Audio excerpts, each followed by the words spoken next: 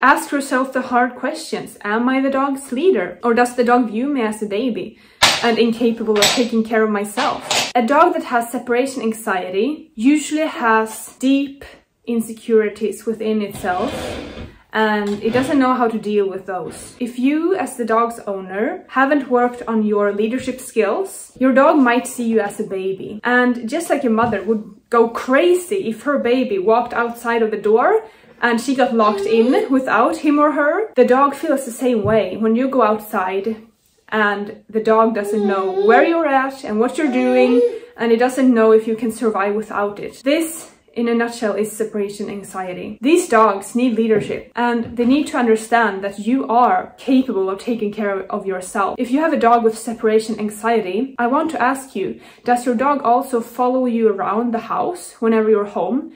Does the dog follow you to the toilet, to the kitchen, to the bed, and anywhere and everywhere?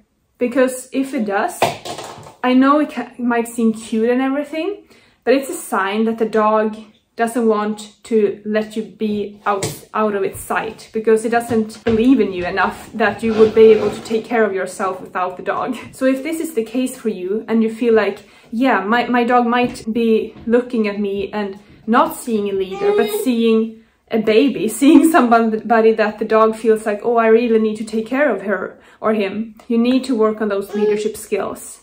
Watch my other videos, or search on the internet, or do a dog course near you in dog psychology or something that can really improve who you are and help you with those leadership skills. So once you've established yourself as the dog's leader, this is what you need to do when you leave the house and the dog is supposed to be home alone. Give the dog a place to stay. The dog's job becomes to lay there in its dog bed, for example, until you return. That's the job. Your dog doesn't need to be able to go around the whole house or the whole apartment in every room and space. Your dog needs a place that you tell it to be in. And if it's a smaller dog, it can be a cage. Or if it's a little bit bigger dog, it just can be like one room or something. Give the dog a place where your dog is supposed to stay at.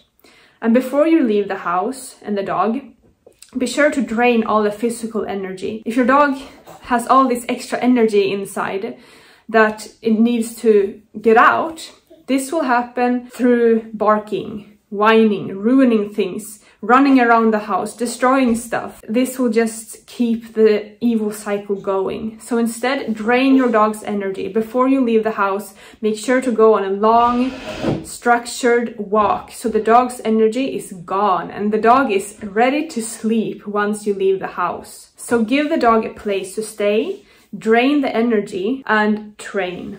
The first couple of times, just go out with the garbage. Go out for 5 minutes and come back. And when you come back, the important thing here is that probably if the dog has separation anxiety, the dog will come at you right when you open the door and greet you and be all excited and wagging his tail and jumping on you and all of these things. You need to ignore that. Your dog is not happy to see you. Your dog is anxious, just like a mother would be if her child came back after locking her out of the apartment and the child comes back.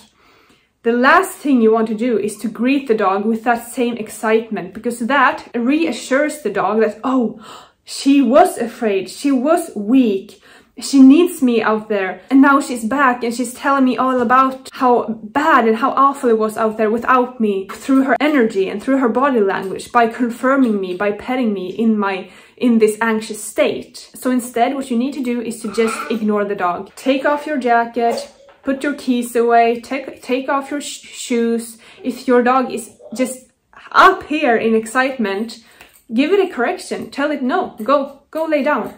If you just can't completely ignore it, but most of all, just ignore it. Go have a glass of water, go to the toilet, and when the dog is calm, I mean completely calm, and doesn't even care about you anymore, it's over there laying down, for example, that's when you can greet it and say, oh, hello buddy, you know? But the dog needs to be calm. If you pet a dog in any other state than calmness, that's the state your dog is going to be in. And that's the state your dog is going to connect with you. So separation anxiety. Most likely it's because lack of leadership and the energy isn't drained.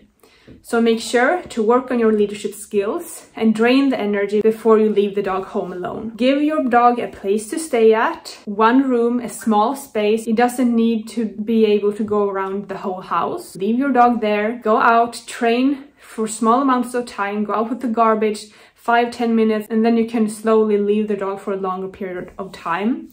You can also have like a camera or something set up so you can see what your dog is doing when you are away. And through that, you can use that as feedback. Okay, what am I doing right? What am I doing wrong? Does the dog need even less space? Does the dog need more exercise to drain more energy? Or is the dog anxious in a way that feels like a mother that has a child out on the run? Ask yourself the hard questions. Am I the dog's leader? Or does the dog view me as a baby and incapable of taking care of myself? And like I usually say in my videos, it's very hard to do a video that will help everyone, because each and every situation with you and your dog is different from another one. But this is just general tips and things that usually is the problem. And I really hope that they can help you in some way, shape or form. And to understand your dog better, be sure to like this video and to subscribe to my channel. And I will see you in the next video. Bye!